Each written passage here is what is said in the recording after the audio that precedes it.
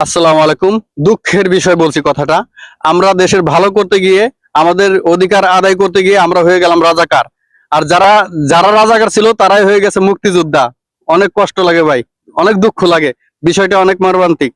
তো দেখুন, আজকে যেভাবে স্টুডেন্টকে মারা হচ্ছে, এটা আমরা কখনো আশা করিনি। আমরা প্রবাস থেকে তাদের জন্য প্রাণ থেকে দোয়া করি তারা যেন সফল হতে পারে। আর সকল প্রবাসীদেরকে আমি আহ্বান জানাবো, সকল প্রবাসী এক হও। আর কোটা আন্দোলনের জন্য দোয়া করো, তারা যেন সাকসেসফুল হতে পারে।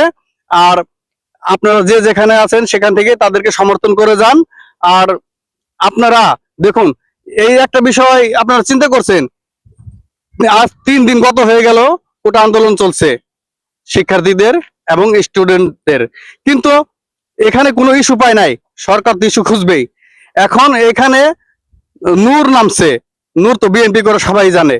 এখানে কোন এমনি বলতেছে সরকার এখানে বিএনপির হাত আছে, আরো একটা ইস্যু বানিয়ে দিল। এখন বলতেছে এটা নিয়ে বৈঠক হবে, যে নূর নামছে এটা বিএনপির হাত আছে, এটা বাস্তবায়ন হয়ে গেল। কিন্তু দেখুন, আমাদের যে দাবিটা ছিল সেই দাবিটা আমাদের সাকসেসফুল হইতো, কিন্তু হবে, আমি এখনো আশা করি হবে। কোনো ইস্যু চলবে না, এখানে কোনো ইস্যু চলবে না। নূর নামছে, তার ব্যক্তিগত ব্যাপার, যে যে দল থেকে নামুক তার ব্যক্তিগত ব্যাপার, আমরা কাউকে নামতে বলিনি। তারা তাদের ইচ্ছা মতো নামছে, কিন্তু আমাদের স্টুডেন্টের যে 5% দাবি ছিল সরকারি চাকরির জন্য, সেটা আমাদের দাবিটা অটল থাকবে।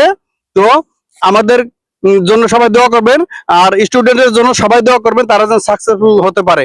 আর এই যে শত শত স্টুডেন্ট মারা যাচ্ছে এখন আমি দেখি, দেখুন পুলিশরা সরাসরি গুলি করতেছে। পুলিশের কিন্তু সরাসরি গুলি করার অধিকার নাই, আর তাদের অধিকার নাই বলে এখন র্যাব বাহিনী নামাইছে। কারণ র্যাব বাহিনীর কিন্তু ডাইরেক্ট অ্যাকশন, সেজন্য মানুষ ভয় পাবে, পাবলিক ভয় পাবে, সেজন্য র্যাব বাহিনী নামাইছে, পুলিশ উঠিয়ে দিয়েছে। যাই হোক, এটাও একটা ভালো কাজ করছে সরকার। তারপর আমি বলবো ভালো কাজ করছে।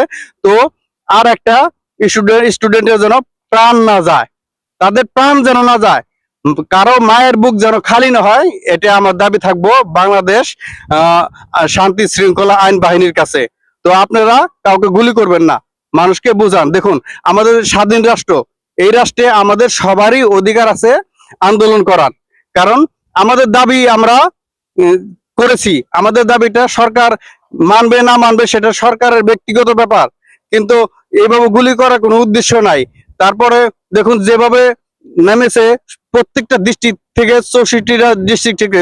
বর্তমানে গাজীপুরে বেশি হয়েছে, পুরা রাস্তা অবরোধ হয়ে গেছে, একটা বাসও চলতে পারতেছে না, একটা গাড়িও চলতে পারতেছে না, পাবলিকের চলায় সমস্যা হচ্ছে।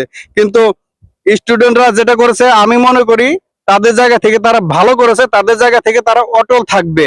কিন্তু এদেরকে আপনারা একটু শান্তি ভাবে আন্দোলন করতে দেন, কারণ আজান দিয়ে ফেলেছে, এখন আর বেশি কথা বলবো না।